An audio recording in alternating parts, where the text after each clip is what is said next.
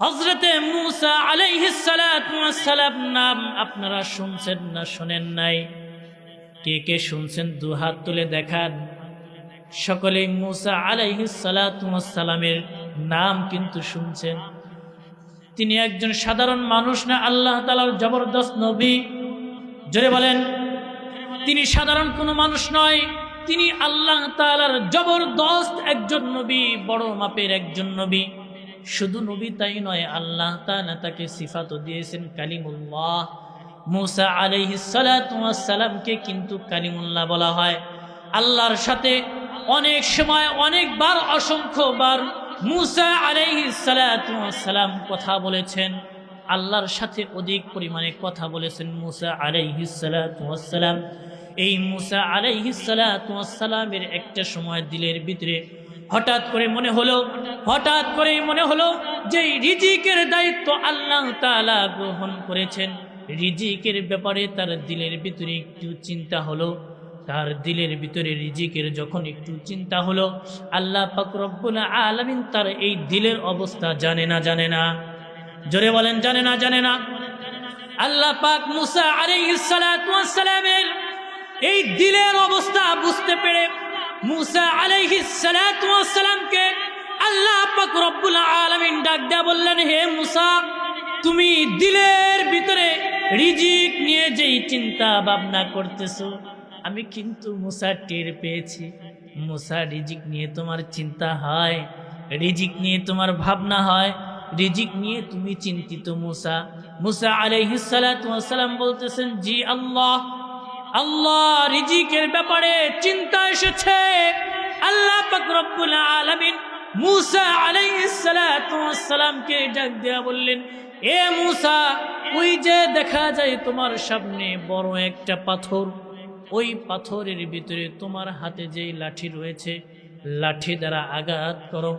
মূসা আলাইহিস সালাতু ওয়াস সালাম আল্লাহ তাআলার নির্দেশে পাথরের উপরে তার মুজিজার লাঠি দিয়ে আঘাত করার সাথে সাথে পাথরটা ফেটে মাঝখানে দুভাগ হয়ে গেল। তিনি সাথে সাথে দেখতে পেলেন পাথরের ভিতরে আরেকটা পাথর দেখা যায়। সুবহানাল্লাহ বলবেন না?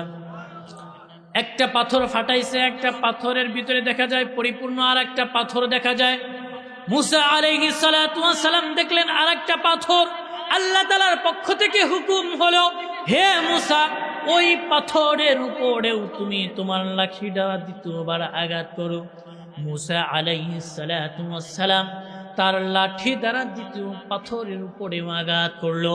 দ্বিতীয় পাথরের উপরে যখন আঘাত করলো, মূসা আলাইহিস সালাতু ওয়াস সালাম দেখতে পায় দ্বিতীয় পাথর ফেটে দুভাগ হয়ে গেছে, কিন্তু তার ভিতরেও তৃতীয় আরেকটা পাথর দেখা যায়। সুবহানাল্লাহ! পাথরের ভিতরে পাথর, তার ভিতরে পাথর, তৃতীয় পাথর বের হয়েছে। আল্লাহ তাআলার পক্ষ থেকে আবার নির্দেশনা এসেছে, হে মূসা, ওই পাথরের ভিতরেও তুমি তোমার লাঠি দ্বারা আঘাত করো। মূসা আলাইহিস সালাতু ওয়াস সালাম তৃতীয় নাম্বার পাথরের ভিতরে তার লাঠি দ্বারা আঘাত করার পর আশ্চর্য কাহিনী দেখে। আল্লাহু আকবার! মূসা আলাইহিস সালাতু ওয়াস সালাম দেখতেছে তৃতীয় নাম্বার পাথরটা যখন লাঠি দ্বারা বাড়ি দিয়ে ফাটায়া দুই দিকে দুই ভাগ করেছে, দেখতে পারতেছে তৃতীয় পাথরের ভিতরে একেবারে জীর্ণ শীর্ণ অনুপরিমাণ একটা প্রাণী দেখা যায়। সুবহানাল্লাহ! অনুপরিমাণ একটা প্রাণী দেখা যায়, তার মুখের ভিতরেও আল্লাহ তাআলা আহার দিয়ে রাখছেন। জোরে বলেন সুবহানাল্লাহ! তাহলে তিন স্তরের ভিতরে প্রাণী, সেই প্রাণীর মুখেও আবার আল্লাহ তাআলা আহার দিয়ে রাখছেন। পাথরের ভিতরে কোনো না কোনো ভাবে বাতাস প্রবেশ করার কোনো স্কোপ আছে। পাথরের ভিতরে কিন্তু বাতাস প্রবেশ করার মতো কোনো স্কোপ কায়দা নাই।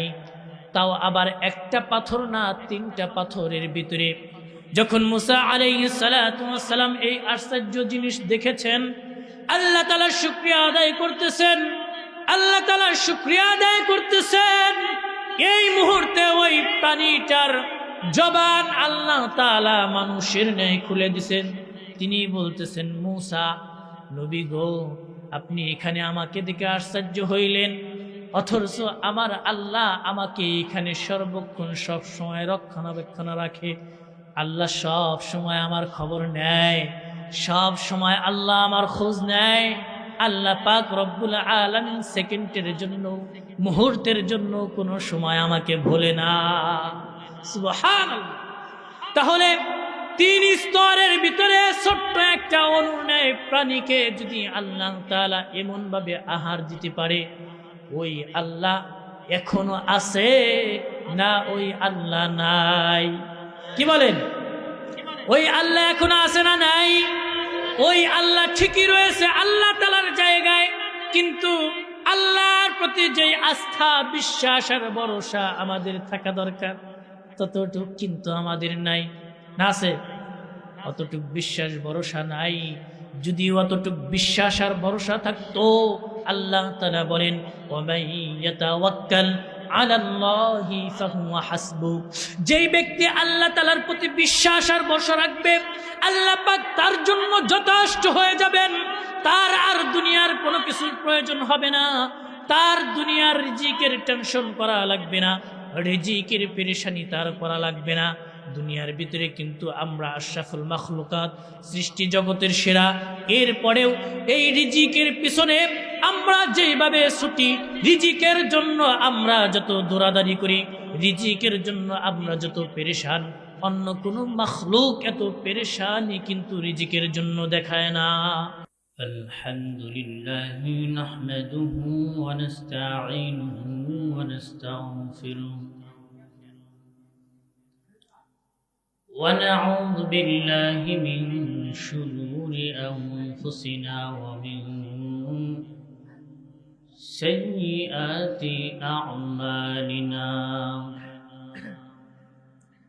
من يهده الله فلا مضل له ومن يضلله فلا هادي له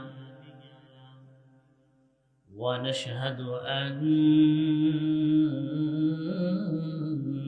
سيدنا وسندنا وحبيبنا وطبيبنا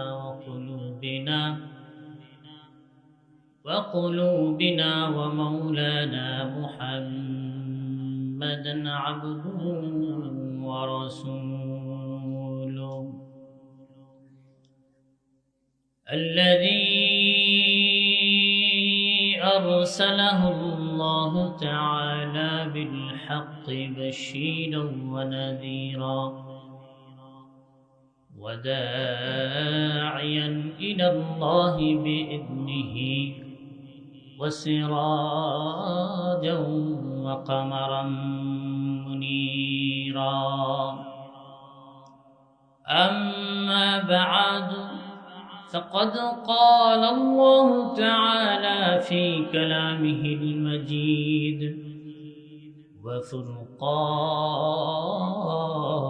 الحميد، فأعوذ بالله من الشيطان الرجيم.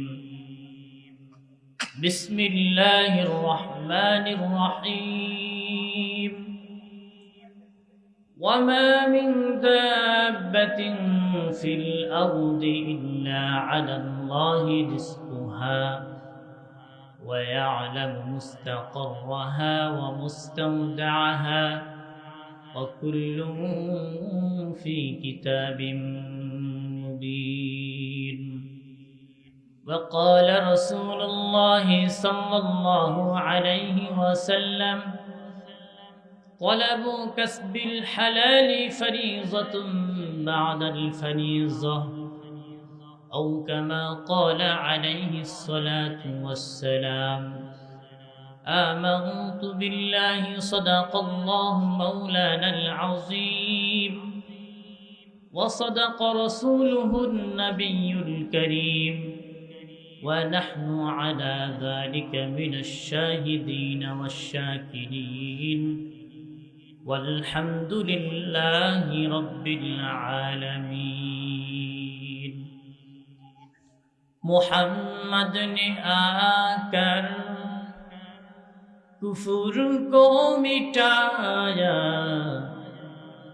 कुफूर को मिटाकर सदाकत बताया बलवल उला बिकमालिही कशफत दुजा बिजमालिही हसनत जमीअ खिसालिही सल्लु अलैहि व आलिहि ला इलाहा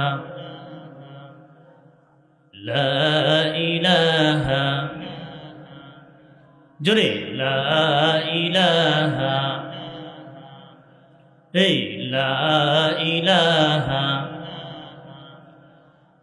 আসমান সুন্দর জমিন সুন্দর আসমান সুন্দর জমিন সুন্দর আরো সুন্দর গাছপালা তাহার চাইতেও অধিক সুন্দর তাহার চাইতেও অধিক সুন্দর আমার নবী মুস্তাফা লা ইলাহা ইল্লাল্লাহ লা ইলাহা ইল্লাল্লাহ জোরে লা ইলাহা ইল্লাল্লাহ লা ইলাহা ইল্লাল্লাহ আসিয়া খেলে প্রেমের খেলা ফিরাউন দিল তারে কতই জ্বালা আসিয়া খেলে প্রেমের খেলা ফিরাউন দিল তারে কতই জ্বালা সকল যাতনা সহ্য করিল সকল যাতনা সহ্য করিল তবুও ছাড়ে না ইল্লাল্লাহ লা ইলাহা ইল্লাল্লাহ লা ইলাহা ইল্লাল্লাহ লা ইলাহা ইল্লাল্লাহ লা ইলাহা ইল্লাল্লাহ মুহাম্মাদুর রাসূলুল্লাহ সাল্লাল্লাহু আলাইহি ওয়াসাল্লাম। মুহতারাম উপস্থিতি, ঐতিহ্যবাহী সিরাজকান্দি সোনা মাস্টার সাহেবের বাড়ির সংলগ্ন জামিয়া মসজিদের উন্নয়ন কল্পে চতুর্থ বার্ষিক ওয়াজ মাহফিল। উক্ত ওয়াজ মাহফিলের সম্মানিত শ্রদ্ধেয় আমার বড় ভাই, অত্র এলাকার কৃতি সন্তান, আলেমে দ্বীন হজরতুল আল্লাম হজরত মৌলানা মুফতি শাহ আলম সাহেব দামাত বরকতুহুল আলিয়া, উক্ত ওয়াজ মাহফিলের আমন্ত্রিত উলামায়ে কিরাম এবং আমার পূর্বে দীর্ঘ সময় আলোচনা করেছেন, অনেক মূল্যবান আলোচনা, কোরআন এবং হাদিসের আলোকে রেফারেন্স ভিত্তিক আলোচনা করেছেন আমার বন্ধুবর হজরতুল আল্লাম হজরত মৌলানা মুফতি আল আমিন সাহেব দামাত বরকতুহুল আলিয়া। আল্লাহ পাক রব্বুল আলামিন তাকে জানে মালে বারাকাত দান করুন, সকলে বলি আল্লাহুম্মা আমিন। এবং উপবিষ্ট রয়েছেন আমার আশেপাশে জাতির মাথার মুকুট ওরাসাতুল আম্বিয়া হজরত উলামায়ে কিরাম।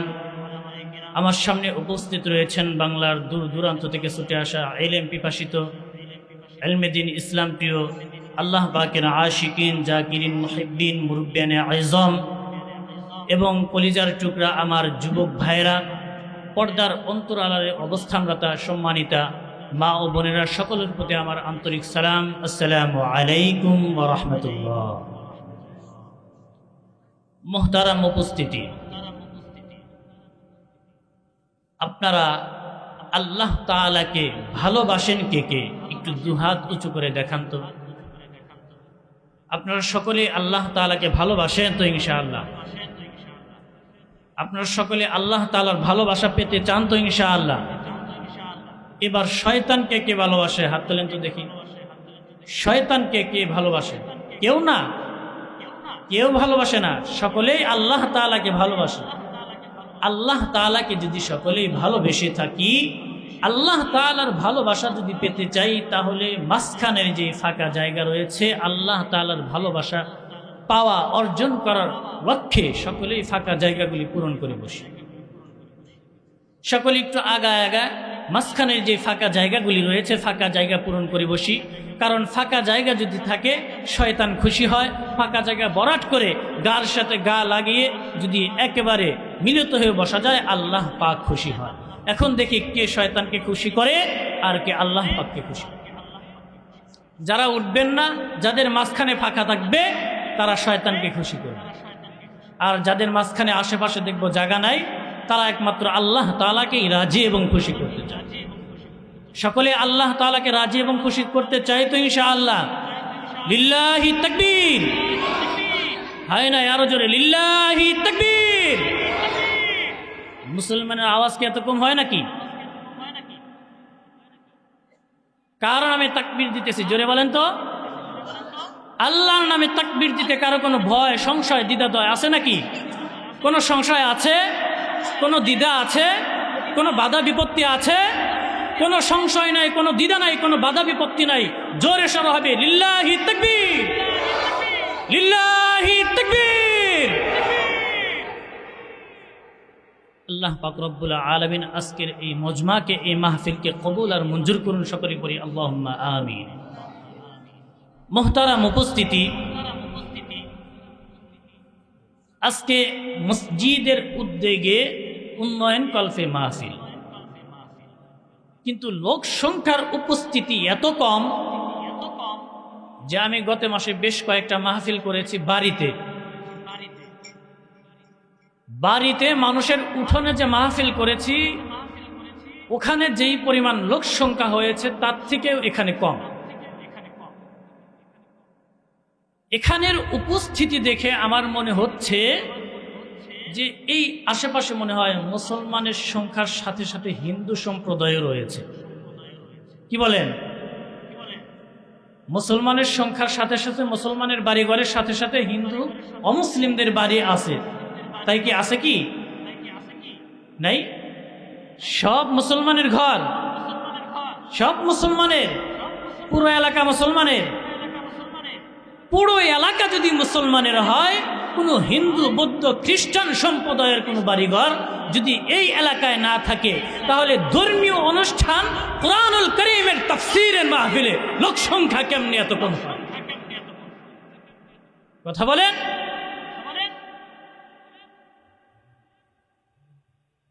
মুহতারাম উপস্থিতি, আপনারা যা এসেছেন তারা দোয়া করতে থাকেন। যারা আসে নাই তাদের নসিব, তাদের কপাল এত পোড়া, তাদের কপাল এত খারাপ। এই মসজিদের উদ্যোগে প্রত্যেক মাসে একবার মাহফিল হয়, 6 মাস পর পর একবার হয়, সপ্তাহে একদিন হয়, প্রত্যেক দিন হয়, বৎসরে একবার এই মসজিদের উদ্যোগে মাহফিল হয়। আর এই বছরে একবার যদি আপনি এই মসজিদের মাহফিলে সময় না দিতে পারেন, আপনি কেমন মুসল্লি? আপনি কেমন মুসল্লি? আপনি কেমন মুসলমান? আপনাকে মুসলমান বলে পরিচয় দিতে কি আপনার একটু লজ্জা হয় না? আপনি নিজেকে মুসলমান দাবি করেন, অথচ আপনার সমাজে মাহফিল আপনি উপস্থিত নাই। আপনার কানে বাজতেছে মাহফিলের আওয়াজ, কোরআনের তাফসীরের আওয়াজ, কোরআনের আওয়াজ, হাদিসের আওয়াজ আপনার কানে যাচ্ছে, বাজতেছে, আপনি শুয়ে আছেন, আপনি খেলাধুলায় মগ্ন, আপনি ঘোরাফেরা করতেছেন। যুবক ভাই, আপনার পায়ে হাত দিয়ে বলি, একটা দিন কিছুমাত্র সময় আপনি কোরআনুল কারীমের তাফসীরের এই মাহফিলে বসে যান, কথাগুলি শোনেন। হতে পারে এই আজকের রাত্রটা আল্লাহ পাকের দরবারে মঞ্জুর হয়ে যেতে পারে। হতে পারে কিনা? এই আজকের রাতের উসিলায়, এই মাহফিলের উসিলায় জীবনের সমস্ত গুনাহ আল্লাহ পাক রব্বুল আলামিন মাফ করে দিতে পারেন কিনা বলেন? সেজন্য যারা এখনো পর্যন্ত মাহফিলে আসেন নাই, চিন্তা করতেছেন আসবেন বা আসার চিন্তা ছেড়ে দিয়েছেন, আমি আপনাদের পায়ে হাত রেখে বলি, বাপজান, প্রিয় বন্ধু, আপনারা অন্তত একটা দিনের জন্য হলেও আল্লাহর জন্য, আল্লাহর দ্বীনের জন্য, ইসলামের জন্য কয়েকটা ঘন্টা আপনি কোরবানি করেন। এদিক সেদিক ঘোরাফেরা না করে আজকের এই তাফসীরুল কোরআন মাহফিলে এসে বসে যান। আমি আশাবাদী ওলামায়ে কেরাম দূর থেকে আসছেন, আপনাদের সঙ্গে কোরআনুল কারীমের তাফসীর করবেন এবং দোয়া করবেন। ওনারা মুসাফিরের দোয়া আল্লাহ পাক রব্বুল আলামিন সব সময় কবুল করেন। সেজন্য সকলের জীবনে গুনাহ আছে না নাই? কি বলেন, আমরা কি গুনাহগার না? আমাদের জীবনে গুনাহ রয়েছে না? কোনো ব্যক্তি দাঁড়িয়ে বলতে পারবেন যে আমার জীবনে কোনো গুনাহ নাই? এমন কেউ আছেন? এমন কেউ নাই। সকলের জীবনে গুনাহ দ্বারা ভরপুর, গুনাহর সাথে জর্জরিত আমাদের জীবন, আমাদের হায়া। গুনাহ মাফের একটা ওসিলা আজকে পেয়েছি, গুনাহ মাফের একটা ময়দান আজকে পেয়েছি, গুনাহ মাফের একটা স্পেস আজকে পেয়েছি। এটাকে যদি আমরা কাজে না লাগাই আমাদের কপাল পড়ে, আমাদের নসিব ভালো নয়। সেজন্য মুহতারাম উপস্থিতি, যারা এদিক সেদিক ঘোরাফেরা করতেছেন আর সময় নষ্ট করবেন না। আপনাদের পায়ে হাত রেখে বলি, আপনার মাহফিলের প্যান্ডেলে চলে আসেন। মুহতারাম উপস্থিতি, আমি আপনাদের সময়কে আল্লাহ পাক রব্বুল আলামিনের পবিত্র কুরআনুল কারীম থেকে সূরা হুদের 6 নম্বর আয়াতে কারিমা তেলাওয়াত করেছি। রাসূল করিম সাল্লাল্লাহু আলাইহি ওয়াসাল্লামের অগণিত অসংখ্য বাণী ও হাদিস থেকে ছোট্ট একটি হাদিসে কারিমা তেলাওয়াত করেছি। আল্লাহ পাক রব্বুল আলামিন যদি শামিলে হাল হন, তাহলে এই আয়াত এবং এই হাদিসকে সামনে রেখে এর উপরে অল্প কিছু সময় আপনাদের সম্মুখে কথা বলার পায়েস চালাবো ইনশাআল্লাহ। আপনারা থাকবেন না ভাগবেন? কে কে থাকবেন? হাত তুলে দেখেন তো। সবাই থাকবেন? হায় আল্লাহ, আমার সাথে যেই ভাইরা হাত তুলেছে তাদের সকলকে আপনি আপনার নেক বান্দা হিসেবে কবুল আর মঞ্জুর করুন। জোরে বলেন আমিন।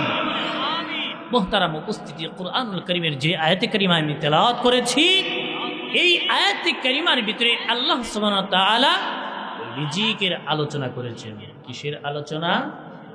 জোরে বলেন কিসের আলোচনা? রিজিকের আলোচনা করেছেন। আল্লাহ পাক রব্বুল আলামিন বলেন, ওয়ামা মিন দাব্বাতিন ফিল আরদি ইল্লা আলাল্লাহি রিজকুহা ওয়া ইয়ালামু মুস্তাকাররাহা ওয়া মুস্তাওদাআহা ওয়া কুল্লুন ফি কিতাবিম মুবিন। আয়াতে কারিমার ভিতরে আল্লাহ পাক রব্বুল আলামিন জানায়া দিলেন, ওয়ামা মিন দাব্বাতিন ফিল আরদি ইল্লা আলাল্লাহি রিজকুহা। পৃথিবীতে বিচরণশীল যত প্রাণী রয়েছে, যত মাখলুক রয়েছে, সমস্ত মাখলুকের রিজিকের দায়িত্ব একমাত্র আল্লাহ তাআলাই গ্রহণ করেছেন। সব কিছুর রিজিকের দায়িত্ব কে গ্রহণ করেছেন? জোরে বলেন। সমস্ত কিছুর রিজিকের দায়িত্ব কার হাতে? জোরে বলেন কার হাতে? সমস্ত কিছুর রিজিকের দায়িত্ব, সকল প্রাণীর রিজিকের দায়িত্ব একমাত্র আল্লাহ সুবহানাহু ওয়া তাআলা গ্রহণ করেছেন। মানুষ বলেন, জিন বলেন, ইনসান বলেন, কীট পতঙ্গ বলেন, যা কিছু বলেন, সমস্ত প্রাণী কিন্তু খানার মুখাফিক্কি, রিজিকের মুখাফিক্কি। রিজিক ছাড়া পৃথিবীতে কোনো প্রাণী কোনো সময়ের জন্য কিন্তু বাঁচতে পারে না। রিজিক ছাড়া কোনো প্রাণী বাঁচতে পারে? সমস্ত প্রাণী রিজিকের মুখাফিক্কি। আর এই রিজিকের দায়িত্ব নিয়েছেন আল্লাহ। আল্লাহ পাক রব্বুল আলামিন রিজিকের দায়িত্ব তিনি নিজে তার ঘাড়ে চাপিয়ে নিয়েছেন। এই রিজিকের দায়িত্ব আল্লাহর ঘাড়ে, আল্লাহর উপরে কেউ ন্যস্ত করে নাই। পৃথিবীতে এমন কোনো শক্তি নাই, এমন কোনো ইলাহ আল্লাহ তাআলা ব্যতীত নেই, যেই ইলাহ বা যেই শক্তি রিজিকের দায়িত্ব গ্রহণ করবে বা আল্লাহ তাআলার উপরে রিজিকের দায়িত্বটা অর্পণ করবে। এমন কোনো দ্বিতীয় শক্তি নাই, বরঞ্চ আল্লাহ তাআলা নিজ অনুগ্রহে এবং নিজ দয়ায় তিনি নিজে নিজেই সমস্ত মাখলুকের রিজিক গ্রহণ করেছেন, রিজিকের দায়িত্ব নিয়েছেন। আল্লাহ পাক রব্বুল আলামিনকে রিজিকের দায়িত্ব কেউ চাপিয়ে দেয় নাই, আল্লাহ নিজেই রিজিকের দায়িত্ব নিয়েছেন। আল্লাহ পাক রব্বুল আলামিন এটাই তো সূরা হুদের 6 নম্বর আয়াতের ভিতরে জানায় দিছে, এই আয়াতের তাফসীর করতে গিয়ে ইমাম কুরতুবী রাহমাতুল্লাহি আলাইহি আয়াতের তাফসীর প্রসঙ্গে একটা ঘটনা টেনেছেন। ইমামে কুরতুবী রাহমাতুল্লাহি আলাইহি বলেন, হযরতে মালিক রাদিয়াল্লাহু তাআলা আন এবং হযরতে মূসা আশআরী রাদিয়াল্লাহু তাআলা আন, এই দুইজনের নেতৃত্বে আশআরী গোত্র থেকে এক বিশাল মুসলমানদের বড় একটা জামাত তারা তৈরি করলেন এবং তারা ইয়ামান থেকে হিজরত করে রাসূল করিম সাল্লাল্লাহু আলাইহি ওয়াসাল্লামের দেশ মদিনায় হিজরত করলেন। যখন মুসলমানদের বড় একটা জামাত মদিনার বুকে হিজরত করলেন, হিজরত করার পর তাদের সাথে যেই খানা পিনা ছিল, তাদের সাথে যেই পানীয় ছিল, সমস্ত খানা পিনা এবং পানিগুলা শেষ হয়ে গেল। তাদের কাছে খানার জন্য পানীয় কোনো কিছু নাই, খানার জন্য কোনো বস্তু, কোনো জন্তু খাওয়ার জন্য কোনো আহার্য তাদের কাছে আর বাকি রইল না, সব শেষ হয়ে গেছে। মূসা আশআরী রাদিয়াল্লাহু তাআলা আন এবং মালিক আশআরী রাদিয়াল্লাহু তাআলা আন মুসলমানদের জামাতকে নিয়ে বসলেন, কি করা যায় চিন্তা ভাবনা করে তাদের পক্ষ থেকে একজন মুখপাত্রকে তারা রেডি করলেন, প্রস্তুত করলেন। একজন মুখপাত্রকে তারা রেডি করলেন, প্রস্তুত করলেন। তিনাকে বললেন, তুমি রাসূল করিম সাল্লাল্লাহু আলাইহি ওয়াসাল্লামের দরবারে গিয়ে আমাদের এই দুরবস্থার কথা জানাবে। আমাদের এই কথা যদি রাসূল শুনে অবশ্যই আমাদের জন্য রাসূল একটা ব্যবস্থাপনা করবে। তিনি মুখপাত্র হয়ে রাসূল করিম সাল্লাল্লাহু আলাইহি ওয়াসাল্লামের গৃহে চলে গেলেন।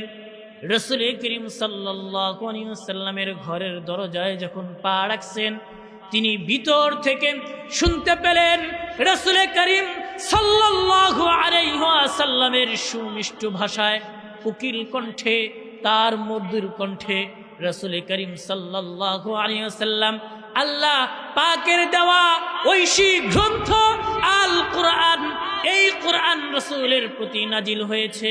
তার প্রতি যে কোরআন নাজিল হয়েছে, এই কোরআনের এই আয়াত তিনি তেলাওয়াত করতেছে। ওয়ামা মিন দাব্বাতিন ফিল আরদি ইল্লা আলাল্লাহি রিজকুহা ওয়া ইয়ালামু মুস্তাকাররাহা ওয়া মুস্তাওদাআহা ওয়া কুল্লুন ফি কিতাবিম মুবিন। এই আয়াতে কারিমা আল্লাহর রাসূল সাল্লাল্লাহু আলাইহি ওয়াসাল্লাম তেলাওয়াত করতেছে। আগন্তুক ব্যক্তি এই আয়াত যখন শুনছে, আয়াতের অর্থ হলো পৃথিবীতে যত বিচরণশীল প্রাণী রয়েছে সকলের রিজিকের দায়িত্ব আল্লাহ তাআলা গ্রহণ করেছেন। এই আয়াতে কারিমা ওই মুখপাত্র যখন শুনেছেন, আগন্তুক ব্যক্তি শুনেছেন, তখন তিনি মনে মনে চিন্তা করতেছেন, আমি একজন মানুষ, আল্লাহর রাসূলের একজন সাহাবী, আল্লাহ পাক রব্বুল আলামিন আশরাফুল মাখলুকাত করে সৃষ্টি করেছে। অন্যান্য মাখলুক থেকে আমি তো জঘন্য নই, আমি তো হিংস্র প্রাণী থেকে জঘন্য নই, আমাকেও তো আল্লাহ তাআলা রিজিক দান করবে। আল্লাহ তাআলাই যেহেতু রিজিক দান করবে, রাসূলের দরবারে আর তাদের এই দুর্দশার কথা জানায় নাই, রাসূলের দরবারে তাদের কথা আর ব্যক্ত করে নাই। তিনি রাসূলের সাথে দেখা না করে তাদের দলের কাছে প্রত্যাবর্তন করছে। দলের কাছে গিয়ে বলতেছে, তোমাদের জন্য সুসংবাদ। দলের কাছে ফিরে গেছে, গিয়ে বলতেছে, তোমাদের জন্য সুসংবাদ, আল্লাহ তাআলার পক্ষ থেকে তোমাদের জন্য আল্লাহ তাআলা রিজিকের ব্যবস্থা করবেন। সাথীরা সকলেই তার কথা শুনে মনে করেছেন হয়তোবা রাসূলের দরবারে আমাদের দুরবস্থার কথা আলোচনা করেছে, রাসূল সম্ভবত আমাদের জন্য খানা পিনা পাঠানোর আশ্বাস দিয়েছে। তারা নিশ্চিন্তায় বসে রইল। কিছু সময় পর দেখা গেল দুইজন ব্যক্তি খাঞ্চা ভর্তি রুটি আর গোশত নিয়ে তাদের মজলিসের ভিতরে উপস্থিত হয়ে গেছে। তারা রুটি ভর্তি গোশত আর রুটি ভর্তি, তারা খাঞ্চা ভর্তি গোশত আর রুটি নিয়ে সকলেই ভাগ বন্টন করে উদর পূর্ণ হলে খেলেন। একেবারে পেট ভর্তি হয়ে সকলেই খানাগুলা খাইলেন। খানা খাওয়ার পর অনেক অনেক খানা তাদের মাঝে বেঁচে গেল। তারা চিন্তা করতেছে, আমাদের পেট তো ভরে গেছে, এত এত খানা আমাদের জন্য প্রয়োজন নাই। তখনকার জামানায় কিন্তু ফ্রিজ ছিল না, ঠান্ডা কোনো জিনিস আসবাবপত্র ছিল না যেখানে খানা রেখে দিলে খানা ভালো থাকে। এখন তো ফ্রিজ আছে, একদিন রান্না করে 10 দিন ভরে খায়। এক বেলা রান্না করলে 3 বেলা রান্না না করলেও চলে। ওই সময়টাতে ফ্রিজের কোনো ব্যবস্থাপনা ছিল না। রান্না যখন করতো গরম গরম যতটুক রাখা যায়, যতটুক পর্যন্ত থাকে ততটুক, এরপরে রাখলে গন্ধ হয়ে যাইতো, নষ্ট হয়ে যাইতো। যার কারণে খানাগুলা পরের দিন পর্যন্ত খানাগুলা রাখার আর কোনো সুযোগ নাই। সকলেই চিন্তা ভাবনা করলেন, পেট ভরে খাবার খেয়েছি, বাকি খাবারটা রাসূলের দরবারে পাঠিয়ে দেই, রাসূল তার প্রয়োজন অনুপাতে বিভিন্ন জায়গায় খরচ করতে পারবে। সিদ্ধান্ত হলো 2 জন ব্যক্তিকে দিয়ে রাসূলের দরবারে বাকি অবশিষ্ট খানাগুলা পাঠিয়ে দিলেন। রাসূল করিম সাল্লাল্লাহু আলাইহি ওয়াসাল্লামের দরবারে খানাগুলি উপস্থিত করা হলো। তারা বলতেছেন, ইয়া রাসূলুল্লাহ, ইয়া হাবিবাল্লাহ, আপনি যেই খাবারগুলা আমাদের জামাতের জন্য দিয়েছিলেন সেই খাবারগুলা অত্যন্ত সুস্বাদু, অত্যন্ত সুন্দর, এবং আমরা উদরপূর্তি হয়ে পেট পূর্ণ করে আমরা খেয়েছি, আমাদের বাকি খাবারের প্রয়োজন নাই। এই নেন আপনার খাবার, আপনাকে অবশিষ্ট খাবার আমরা দিয়ে গেলাম, আপনার প্রয়োজন অনুপাতে আপনি অন্য অন্য জায়গায় খরচ করেন। রাসূল করিম সাল্লাল্লাহু আলাইহি ওয়াসাল্লামের দরবারে এই কথা যখন বলছেন, রাসূল করিম সাল্লাল্লাহু আলাইহি ওয়াসাল্লাম বলেন, কি বলো তোমরা? আমি তো কোনো গোষ্ঠীর জন্য, আমি তো কোনো দলের জন্য কোনো খাঞ্চা ভর্তি রুটি এবং গোশত প্রেরণ করি নাই। তখন আগন্তুক 2 ব্যক্তি তাদের ওই ঘটনা খুলে বলল। রাসূল করিম সাল্লাল্লাহু আলাইহি ওয়াসাল্লাম ঘটনা শুনে তিনি বললেন, তোমরা যেই খানা পেয়েছো এই খানা আমি পাঠাই নাই, যার উপরে ভরসা করেছো তিনি একমাত্র খাবার পাঠিয়েছে। যিনি খাবার পাঠিয়েছে জোরে বলেন তিনি কে? আরো জোরে বলেন তিনি কে? আল্লাহ তাআলা একেবারে সরাসরি তাদের জন্য খানা পাঠিয়েছেন। কারণ কি? তিনি ওই আল্লাহ তাআলার আয়াতের উপরে বিশ্বাস আর ভরসা করেছেন। ওয়ামা মিন দাব্বাতিন ফিল আরদি ইল্লা আলাল্লাহি রিজকুহা, সমস্ত প্রাণীকুলের রিজিকের দায়িত্ব একমাত্র আল্লাহ তাআলা। আল্লাহ তাআলা রিজিকের দায়িত্ব গ্রহণ করেছেন। কোন মন্ত্রী মিনিস্টারের হাতে আল্লাহ তাআলা রিজিকের দায়িত্ব দেয় নাই, না দিছে। বাবার হাতে রিজিকের দায়িত্ব আল্লাহ তাআলা দেয় নাই। বাবা বৃদ্ধ হয়ে গেছে, ছেলের হাতে কিন্তু বাবার রিজিকের দায়িত্ব দেওয়া হয় নাই, না হয়েছে? রিজিকের দায়িত্ব আল্লাহ তাআলা বাবার কাছে দেয় নাই। রিজিকের দায়িত্ব বাবা বৃদ্ধ হয়ে গেছে, ছেলের কাছে দেয় নাই। রিজিকের দায়িত্ব কিন্তু স্ত্রীর জন্য স্বামীর কাছে দেয় নাই, না দিছে? স্ত্রীর রিজিকের দায়িত্ব কার? জোরে বলেন, স্ত্রীর রিজিকের দায়িত্ব কার? স্ত্রীর রিজিকের দায়িত্ব আল্লাহর, ছেলের রিজিকের দায়িত্ব আল্লাহর, মেয়ের রিজিকের দায়িত্ব আল্লাহর। এবং বৃদ্ধ বাবা বৃদ্ধ বয়সে উপনীত হয়েছে, কাজ করতে পারে না, কর্ম করতে পারে না, তার রিজিকের দায়িত্ব কার? জোরে বলেন। সমস্ত প্রাণীকুলের রিজিকের দায়িত্ব আল্লাহর। আল্লাহ পাক রব্বুল আলামিন বললেন, আমি তোমাদের জন্য রিজিক রেখেছি, আমার কাছেই রিজিক, সুতরাং তোমরা আমার কাছে রিজিক চাও। কিভাবে তোমরা আমার কাছে রিজিক চাইবা সেটাও আল্লাহ জানায়া দিলেন।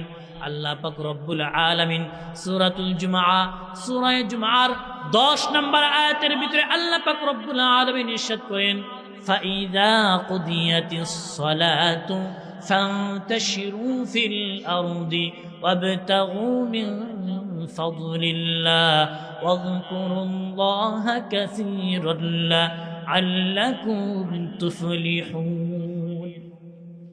সূরা জুমআ 10 নম্বর আয়াত কারিমার ভিতরে আল্লাহ পাক রব্বুল আলামিন জানায়া দিলেন, এ দুনিয়াবাসী, রিজিকের দায়িত্ব আমি আল্লাহ তাআলা গ্রহণ করেছি এবং এই রিজিক আমি তোমাদেরকে দেব।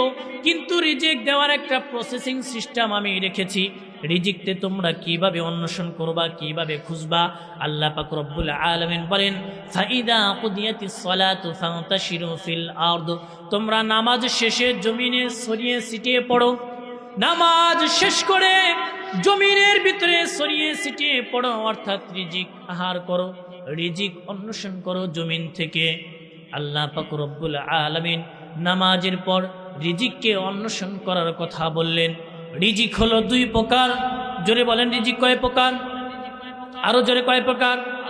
রিজিক হলো দুই প্রকার। এক হলো হালাল রিজিক, দুই নাম্বার হলো হারাম রিজিক। রিজিক হালাল, হালাল রিজিক হলো আল্লাহ তাআলার পক্ষ থেকে, আল্লাহ তাআলার শরিয়া মোতাবেক যেই ব্যক্তি অর্জন করে, কামাই করে, রোজগার করে, ওই রোজগারটা, ওই কামাইটা, ওই রুজিটাই হলো হালাল। আর যেই ব্যক্তি হালাল পন্থা ব্যতীত অপর যত পন্থা রয়েছে, শরীয়তের বাহিরে যত পন্থা কামাই রোজগারের জন্য রয়েছে, ওই সমস্ত পন্থার কোনো একটা পন্থা অবলম্বন করে যদি রিজিক অন্বেষণ করে, তাহলে ওটাই হবে হারাম রিজিক। আল্লাহ পাক রব্বুল আলামিন জানায় দিলেন, হে দুনিয়াবাসী, রিজিক তোমাদের জন্য রেখেছি, রিজিকের প্রকারও আমি করে দিয়েছি। একটা হলো হালাল, অপরটা হলো হারাম। হালাল রিজিক তোমরা অন্বেষণ করো, হালাল রিজিক তোমরা অন্বেষণ করো এবং হালাল থেকে তোমরা ভক্ষণ করো। আল্লাহ পাক রব্বুল আলামিন এটাও কিন্তু কোরআনুল কারীমের ভিতরে জানায় দিয়েছেন। কোরআনুল কারীমের সূরা নাহলের 6 নম্বর আয়াতের ভিতরে আল্লাহ পাক রব্বুল আলামিন জানায় দিয়েছেন, তোমাদের রিজিকের দায়িত্ব আমার এবং তোমরা সেটা গ্রহণ করবে। এবং কিভাবে গ্রহণ করবে আল্লাহ পাক রব্বুল আলামিন এটাও জানায় দিয়েছেন, ইয়া আইয়ুহান নাসু কুলু মিম্মা ফিল আরদি হালালান তাইয়্যিবা ওয়ালা তাত্তাবিউ খুতুওয়াতিশ শাইতান ইন্নাহু লাকুম আদুউম মুবিন। এই আয়াতে কারিমার ভিতরে আল্লাহ পাক রব্বুল আলামিন জানায় দিলেন, এ দুনিয়াবাসী, এ দুনিয়াবাসী, তোমরা যে ভক্ষণ করো হালাল এবং পবিত্র, তোমরা যে রিজিক ভক্ষণ করবা সেটা যেন হালাল হয় এবং পবিত্র হয়, সেটাই দুনিয়াবাসীকে উদ্দেশ্য করে আল্লাহ তাআলা বলছেন, ইয়া আইয়ুহান নাস, সমস্ত মানুষকে আল্লাহ তাআলা ডাক দিয়া বলছেন, হে লোক সকল, ইয়া আইয়ুহান নাস, হে লোক সকল, কুলু মিম্মা ফিল আরদ, জমিন থেকে তোমরা আহার করো, হালালান তাইয়্যিবা, হালাল এবং পবিত্র, ওয়ালা তাত্তাবিউ খুতুওয়াতিশ শাইতান, এবং তোমরা শয়তানের পদাঙ্ক অনুসরণ করো না, ইন্নাহু লাকুম আদুউম মুবিন, নিশ্চয় শয়তান তোমাদের প্রকাশ্য শত্রু। আল্লাহ পাক রব্বুল আলামিন সমস্ত নাসকে, সমস্ত মানুষকে একত্রিত করে ডাক দেয়া বললেন, ইয়া আইয়ুহান নাস, হে লোক সকল, তোমরা হালাল এবং পবিত্র খাদ্য গ্রহণ করো। আল্লাহ পাক এখানে কিন্তু নাস শব্দ ব্যবহার করেছেন। অপর আয়াতের ভিতরে, অপর জায়গায়, অন্যত্রে আল্লাহ পাক রব্বুল আলামিন মুমিনদেরকে ডাক দিয়ে বলতেছেন, ইয়া আইয়ুহাল্লাযীনা আমানু কুলু মিন তাইয়্যিবাতি মা রাযাকনাকুম ওয়াশকুরু লিল্লাহি ইন কুনতুম ইয়্যাহু তা'বুদুন। এই আয়াতে কারিমার ভিতরে আল্লাহ পাক রব্বুল আলামিন স্বতন্ত্রভাবে শুধুমাত্র মুমিনদেরকে লক্ষ্য করে বললেন, ইয়া আইয়ুহাল্লাযীনা আমানু, হে ঈমানদারগণ, কুলু মিন তাইয়্যিবাতি মা রাযাকনাকুম, তোমরা ভক্ষণ করো ওই পবিত্র জিনিস যা আমি আল্লাহ তোমাদেরকে দান করেছি। আল্লাহ পাক রব্বুল আলামিন মুমিনদেরকে উদ্দেশ্য করে বলেই কিন্তু ক্ষান্ত করে নাই।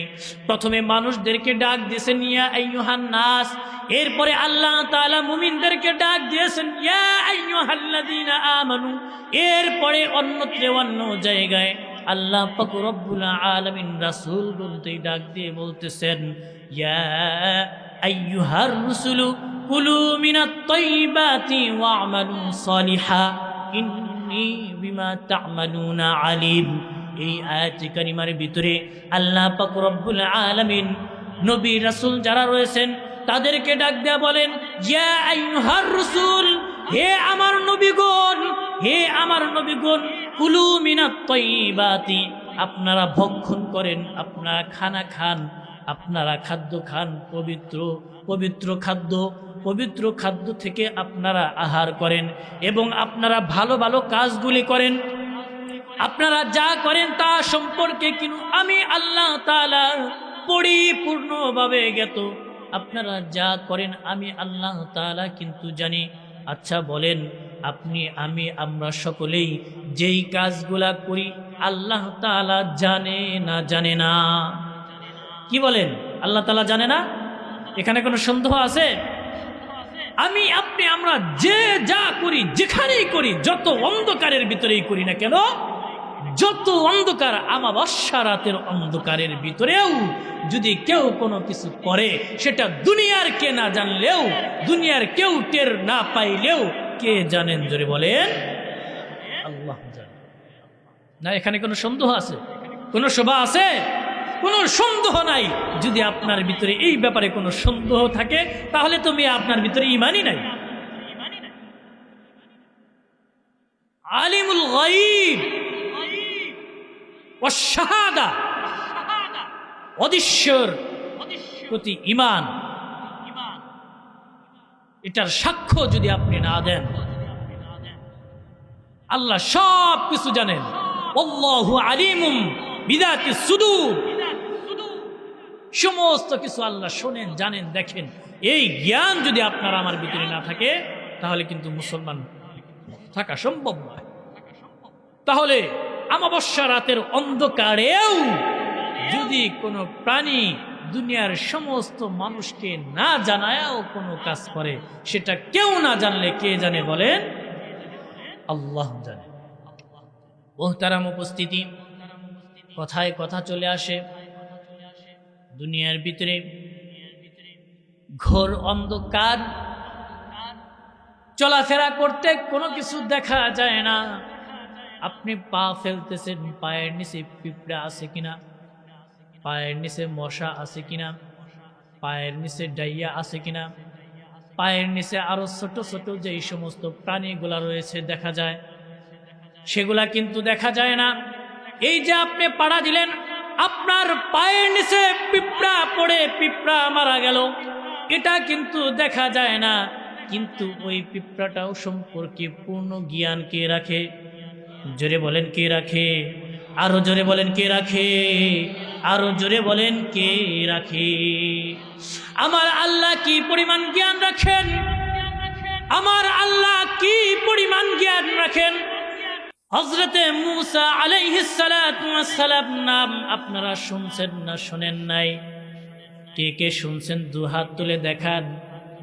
সকলেই মূসা আলাইহিস সালাতু ওয়াস সালামের নাম কিন্তু শুনছেন। তিনি একজন সাধারণ মানুষ না, আল্লাহ তাআলার জবরদস্ত নবী। জোরে বলেন, তিনি সাধারণ কোনো মানুষ নয়, তিনি আল্লাহ তাআলার জবরদস্ত একজন নবী, বড় মাপের একজন নবী। শুধু নবী তাই নয়, আল্লাহ তাআলা তাকে সিফাতও দিয়েছেন কালিমুল্লাহ। মূসা আলাইহিস সালাতু ওয়াস সালামকে কিন্তু কালিমুল্লাহ বলা হয়। আল্লাহর সাথে অনেক সময়, অনেকবার, অসংখ্যবার মূসা আলাইহিস সালাতু ওয়াস সালাম কথা বলেছেন। আল্লাহর সাথে অধিক পরিমাণে কথা বলেছেন মূসা আলাইহিস সালাতু ওয়াস সালাম। এই মূসা আলাইহিস সালাতু ওয়াস সালামের একটা সময় দিলের ভিতরে হঠাৎ করে মনে হলো যে রিজিকের দায়িত্ব আল্লাহ তাআলা গ্রহণ করেছেন। রিজিকের ব্যাপারে তার দিলের ভিতরে একটু চিন্তা হলো।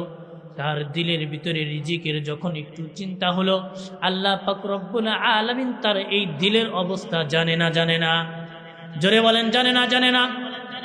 আল্লাহ পাক মূসা আলাইহিস সালাতু ওয়াস সালামের এই দিলের অবস্থা বুঝতে পেরে মূসা আলাইহিস সালাতু ওয়াস সালামকে আল্লাহ পাক রব্বুল আলামিন ডাক দেয়া বললেন, হে মূসা, তুমি দিলের ভিতরে রিজিক নিয়ে যেই চিন্তা ভাবনা করতেছো, আমি কিন্তু মূসা টের পেয়েছি। মূসা, রিজিক নিয়ে তোমার চিন্তা হয়, রিজিক নিয়ে তোমার ভাবনা হয়, রিজিক নিয়ে তুমি চিন্তিত মূসা। মূসা আলাইহিস সালাতু ওয়াস সালাম বলতেছেন, জি আল্লাহ, আল্লাহ রিজিকের ব্যাপারে চিন্তা এসেছে। আল্লাহ পাক রব্বুল আলামিন মূসা আলাইহিস সালাতু ওয়াস সালামকে ডাক দেয়া বললেন, এ মূসা, ওই যে দেখা যায় তোমার সামনে বড় একটা পাথর, ওই পাথরের ভিতরে তোমার হাতে যেই লাঠি রয়েছে লাঠি দ্বারা আঘাত করো। মূসা আলাইহিস সালাতু ওয়াস সালাম আল্লাহ তাআলার নির্দেশে পাথরের উপরে তার মুজিজার লাঠি দিয়ে আঘাত করার সাথে সাথে পাথরটা ফেটে মাঝখানে দুভাগ হয়ে গেল। তিনি সাথে সাথে দেখতে পেলেন পাথরের ভিতরে আরেকটা পাথর দেখা যায়। সুবহানাল্লাহ বলবেন না? একটা পাথর ফাটাইছে, একটা পাথরের ভিতরে দেখা যায় পরিপূর্ণ আরেকটা পাথর দেখা যায়। মূসা আলাইহিস সালাতু ওয়াস সালাম দেখলেন আরেকটা পাথর। আল্লাহ তাআলার পক্ষ থেকে হুকুম হলো, হে মূসা, ওই পাথরের উপরেও তুমি তোমার লাঠি দ্বারা দ্বিতীয়বার আঘাত করো। মূসা আলাইহিস সালাতু ওয়াস সালাম তার লাঠি দ্বারা দ্বিতীয় পাথরের উপরে আঘাত করলো। দ্বিতীয় পাথরের উপরে যখন আঘাত করলো, মূসা আলাইহিস সালাতু ওয়াস সালাম দেখতে পায় দ্বিতীয় পাথর ফেটে দুভাগ হয়ে গেছে, কিন্তু তার ভিতরেও তৃতীয় আরেকটা পাথর দেখা যায়। সুবহানাল্লাহ! পাথরের ভিতরে পাথর, তার ভিতরে পাথর, তৃতীয় পাথর বের হয়েছে। আল্লাহ তাআলার পক্ষ থেকে আবার নির্দেশনা এসেছে, হে মূসা, ওই পাথরের ভিতরেও তুমি তোমার লাঠি দ্বারা আঘাত করো। মূসা আলাইহিস সালাতু ওয়াস সালাম তৃতীয় নাম্বার পাথরের ভিতরে তার লাঠি দ্বারা আঘাত করার পর আশ্চর্য কাহিনী দেখে। আল্লাহু আকবার! মূসা আলাইহিস সালাতু ওয়াস সালাম দেখতেছে তৃতীয় নাম্বার পাথরটা যখন লাঠি দ্বারা বাড়ি দিয়ে ফাটায়া দুই দিকে দুই ভাগ করেছে, দেখতে পারতেছে তৃতীয় পাথরের ভিতরে একেবারে জীর্ণ শীর্ণ অনুপরিমাণ একটা প্রাণী দেখা যায়। সুবহানাল্লাহ! অনুপরিমাণ একটা প্রাণী দেখা যায়, তার মুখের ভিতরেও আল্লাহ তাআলা আহার দিয়ে রাখছেন। জোরে বলেন সুবহানাল্লাহ! তাহলে তিন স্তরের ভিতরে প্রাণী, সেই প্রাণীর মুখেও আবার আল্লাহ তাআলা আহার দিয়ে রাখছেন। পাথরের ভিতরে কোনো না কোনো ভাবে বাতাস প্রবেশ করার কোনো স্কোপ আছে। পাথরের ভিতরে কিন্তু বাতাস প্রবেশ করার মতো কোনো স্কোপ কায়দা নাই। তাও আবার একটা পাথর না, তিনটা পাথরের ভিতরে। যখন মূসা আলাইহিস সালাতু ওয়াস সালাম এই আশ্চর্য জিনিস দেখেছেন, আল্লাহ তাআলার শুকরিয়া আদায় করতেছেন, আল্লাহ তাআলার শুকরিয়া আদায় করতেছেন। এই মুহূর্তে ওই প্রাণীটার জবান আল্লাহ তাআলা মানুষের ন্যায় খুলে দিয়েছেন। তিনি বলতেছেন, মূসা নবী গো, আপনি এখানে আমাকে দেখে আশ্চর্য হইলেন, অথচ আমার আল্লাহ আমাকে এখানে সর্বক্ষণ সব সময় রক্ষণাবেক্ষণ রাখে। আল্লাহ সব সময় আমার খবর নেয়, সব সময় আল্লাহ আমার খোঁজ নেয়। আল্লাহ পাক রব্বুল আলামিন সেকেন্ডের জন্য, মুহূর্তের জন্য কোনো সময় আমাকে ভোলে না। সুবহানাল্লাহ! তাহলে তিন স্তরের ভিতরে ছোট্ট একটা অনুনয় প্রাণীকে যদি আল্লাহ তাআলা এমন ভাবে আহার দিতে পারে, ওই আল্লাহ এখনো আছে না ওই আল্লাহ নাই? কি বলেন? ওই আল্লাহ এখনো আছে না নাই? ওই আল্লাহ ঠিকই রয়েছে আল্লাহ তাআলার জায়গায়, কিন্তু আল্লাহর প্রতি যে আস্থা, বিশ্বাস আর ভরসা আমাদের থাকা দরকার, ততটুক কিন্তু আমাদের নাই। না আছে? অতটুক বিশ্বাস ভরসা নাই। যদি অতটুক বিশ্বাস আর ভরসা থাকতো, আল্লাহ তাআলা বলেন, ওয়ামান ইয়াতাওয়াক্কাল আলাল্লাহি ফাহুয়া হাসবু। যেই ব্যক্তি আল্লাহ তাআলার প্রতি বিশ্বাস আর ভরসা রাখবে, আল্লাহ পাক তার জন্য যথেষ্ট হয়ে যাবেন। তার আর দুনিয়ার কোনো কিছুর প্রয়োজন হবে না, তার দুনিয়ার রিজিকের টেনশন করা লাগবে না, রিজিকের পেরেশানি তার করা লাগবে না। দুনিয়ার ভিতরে কিন্তু আমরা আশরাফুল মাখলুকাত, সৃষ্টি জগতের সেরা, এরপরেও এই রিজিকের পিছনে আমরা যেভাবে ছুটি, রিজিকের জন্য আমরা যত দৌড়াদৌড়ি করি, রিজিকের জন্য আমরা যত পেরেশান, অন্য কোনো মাখলুক এত পেরেশানি কিন্তু রিজিকের জন্য দেখায় না। ঠিক বললাম না ভুল বললাম? দুনিয়ার জমিনে এত এত মখলুক আল্লাহ সৃজন করছেন, সমস্ত মখলুকের রিজিকের দায়িত্ব আল্লাহ তাআলা নিয়েছেন, কিন্তু কোন মখলুক রিজিকের জন্য এত খামসাখামসি, এত পারাপারি, এত দৌড়াদৌড়ি, এত লাফালাফি, এত মারামারি, এত হট্টগোল, এত রক্তপাত আর এত ঝগড়া করে না যেই পরিমাণ মানুষ করে। ঠিক বললাম না ভুল বললাম? সব থেকে বেশি মানুষ রিজিকের পিছনে ছুটছে, সব থেকে বেশি। অথচ আপনি আমি দৌড়াইলে রিজিক পাওয়া যাবে? রিজিকের পিছনে যত দৌড়ান না কেন, আল্লাহ যতটুক আপনার রিজিকে লিখে রাখছেন, আপনার তকদীরে যতটুক রিজিক আল্লাহ পাক রব্বুল আলামিন রেখেছেন, তার বিন্দু পরিমাণ বেশি রিজিক আপনি পাবেন না।